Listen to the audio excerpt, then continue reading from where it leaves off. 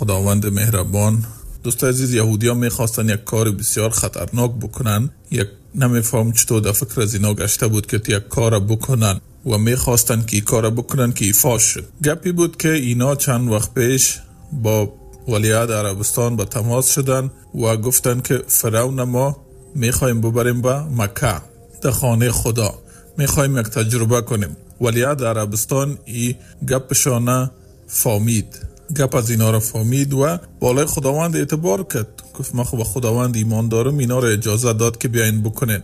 یهودی ها میخواستن که امی مومیایی فرعون بیاین ببرن در پیش خانه کعبه و ثابت بکنن که فرعون نیست، که ایره گرفتن منعیس فرعون گفتن که فرعون است، ای کدام کس دیگه است. وقتی که اینا مومیایی فرعون بردن به خانه کعبه و او را گرفتن و پیش خانه کعبه ماندن، یک معجزه